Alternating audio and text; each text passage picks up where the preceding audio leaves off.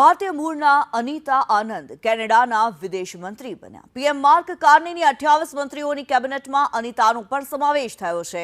અનિતા આનંદ કેનેડાના પહેલા હિન્દુ મહિલા વિદેશ મંત્રી બન્યા છે। અનિતાએ ભગવદ ગીતા પર હાથ મૂકીને શપથ લીધા। અનિતા લિબરલ પાર્ટીમાંથી ઓકવિલે ઈસ્ટમાંથી ચૂંટાયા। અનિતા આનંદના માતા પંજાબના અને પિતા તમિલનાડુના છે। 60ના દાયકામાં માતા પિતા કેનેડામાં સ્થાયી થયા હતા। 2015માં કોર્પોરેટ લોયર તરીકે અનિતાએ કારકિર્દી શરૂ કરી હતી। ઓન્ટારિયો પ્રાંતની સરકારની એક્સપર્ટ કમિટીમાં અનિતા આનંદ શામેલ હતા।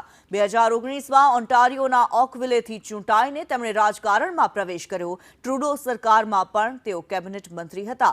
2021માં કેનેડાના રક્ષા મંત્રી બન્યા। થોડા સમય પહેલા જ અનિતાએ રાજકારણમાંથી સંન્યાસ લેવાનો નિર્ણય લીધો હતો, પરંતુ ટ્રુડો સરકારની વિદાય બાદ તેમના જીવનની દિશા બદલાઈ ગઈ।